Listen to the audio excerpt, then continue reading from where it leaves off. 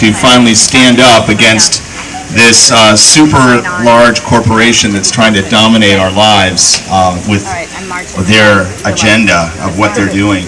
I wanted to touch base really on health issues of GMOs to try to get you aware of some of that. And the first thing I want to do is, if any of you have not visited the website of Jeffrey Smith, who does the Institute for Responsible Technology. He has been an incredible man. He's been at the forefront of the anti-GMO movement. Amazing guy, collects incredible amount of information, has started the non-GMO verified label, which is out. I don't know if any of you are aware now on packaged foods. There's a non-GMO verified, and you can get an app for your phone that's free that you can download. It will give you a shopping list of everything that you can do. So I got to meet Jeffrey Smith in March in California. I really think he should be nominated, for a Nobel Peace Prize, in my opinion, for the work that he's done on this. So please visit that site. There's just incredible information. Now, a lot of you, one of the factors, of course, that Monsanto uses is, we're trying to grow food for the world, so because to end world hunger. And, they have things like talk about golden rice having, more higher nutritional content, which really hasn't even really been put out there. The big thing that they've done on, creating GMOs really is to double sell products.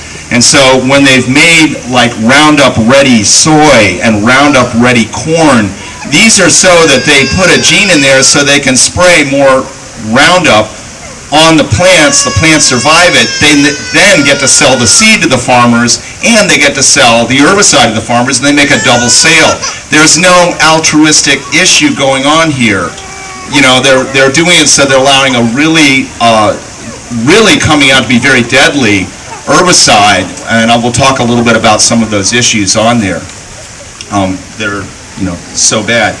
Number two is, all of you may be aware that Michael Taylor, who is the head of food safety at the FDA, is directly a Monsanto lawyer and was a vice president for Monsanto.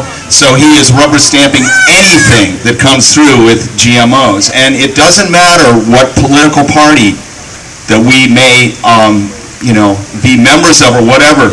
Monsanto's with both of them. President Obama picked Michael Taylor. Hillary Clinton's, one of her best friends, is a Monsanto executive. They're just as much in with the Democrats as they are with the Republicans. They're everywhere.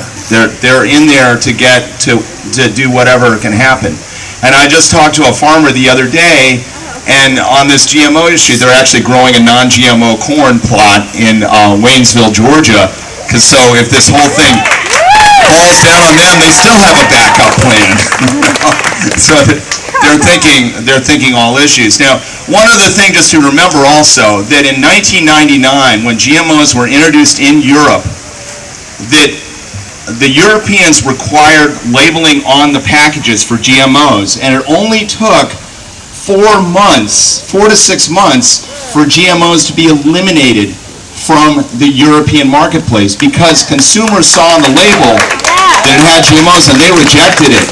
The companies then were going, we're losing sales, back up, find non-GMO sources. The whole thing came crumbling down. So that's what we need to have in this country. We've got to have it. If we get GMO labeling, and a smart consumer will be out there, and we can cause the fall of GMOs in the United States. So we've just got to get labeling done. It's only fair to us overall. Now, it's a very primitive technology. I just want to mention, when they're doing these GMOs and they're inserting genes, and the way you can likely it is, it's like taking a computer hacker and coming in and hacking software. Because the downside is they may be inserting a single gene to try to change things, but they do it happens so recklessly that literally 5% of the entire genome of that plant is completely altered, and they don't even follow any of those things that are going on. So there's a huge altering that's going on. A big part of what's happening in health issues with GMOs is all happening in our guts, in our gut bacteria that live in our GI tracts. So there is a pathway that Roundup kills how it affects plants is it goes in and affects the ability of a plant to absorb minerals. And then the plant can't absorb minerals in the soil, the immune system of the plant becomes weak, the plant dies very quickly. And this pathway is called the cycamate pathway. Very important. Now what Monsanto goes is, well, we did studies on humans and humans do not have this pathway. And so because we don't have this pathway, it can't affect us. Well, the deal is there's 10 times the amount of bacteria in our guts, in our GI tract, our probiotic and our other bacteria, that there are cells in our body. And the research in nutrition, the most exciting part of research going on in nutrition right now, has to do with our whole biome of our bacteria and our relationship with that. Well, every bacteria in our gut has this pathway, this cycamate pathway. So every single one of our bacteria is being affected by Roundup. And so these things are causing huge implications on many things that are going on. And there's recent research, as an MIT researcher just came out and started really looking at this issue and finding the cascade events are incredible. It's affecting the P450 detoxification pathway in the liver. That's our number one pathway our liver uses to detoxify all chemicals. So if we have that pathway messed up, that means we can't handle getting rid of all the other chemicals in our body efficiently. It's affecting sulfur pathways, which have to do with all kinds of factors, but they're linking a lot in sulfur pathways to increases in dementia, Alzheimer's disease, and Parkinson's disease. They're finding this whole explosion of autism all linked to gut problems. They find that parents, any parent of a child that has autism knows that gut issues are huge with them. And the rates have been doubling, of autism. We are now at 2% of all children in the United States have autism. They are saying that at the rate that it has been increasing, that in 20 years it will be 1 out of every 2 children in the United States. So it's basically a genocide in this sense of doing this. And what happens in their guts is this whole thing is being messed up. So, we're seeing, how many people have been seeing the whole thing of gluten-free foods? Well, there's a huge amount more sensitivity of people's gut on handling wheat and other things being messed up by these things. And all this stuff started happening after GMOs came in the food supply.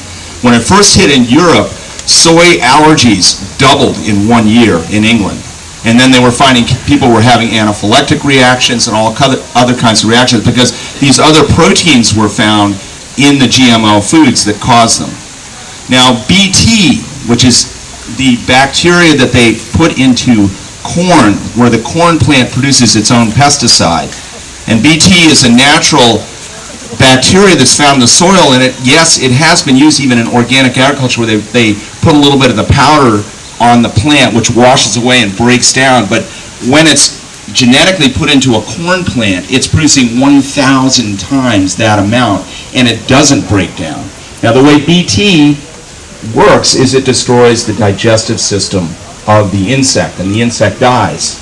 And so this is where, again, we come back to gut health and what's going on with GMOs and GMO corn, with all these problems that are going on, and things like irritable bowel syndrome, ulcerative colitis, Crohn's disease. All these GI tract problems have really exploded in the last 10 years since the GMOs have come on the market. So there are many, many things. There's been over 500 million pounds of Roundup sprayed since 2000 around the world. And it is found everywhere. They're finding it's coming down in rainfall. It's in the air. It's in all the water supplies. It's going into the oceans. They did a study of people living in Germany, just urban dwellers living in Germany, checking their urine, and Roundup's coming out of their urine in Germany. And the Midwest has the largest amount in the country because of the amount of intensive farming that's going on with things like corn and soy and everything like that that's there. But it is just everywhere. And so one company has created this. And we all know the whole track record of Monsanto, Agent Orange, PCBs, DDT, NutraSweet. I mean, they're just, if you go through it, there's just like one catastrophe after the other on this, what they have been doing. So these are just some of those key issues, and really, Jeffrey Smith's website is a great one for going at the Institute of Responsible Technology. really look at that, look at some of those sources that are going on, because we really need to be really aware. We really need to get behind the non-GMO verified movement for non-GMO sources. So anyway, so we all need to take care of our health, and thanks very much.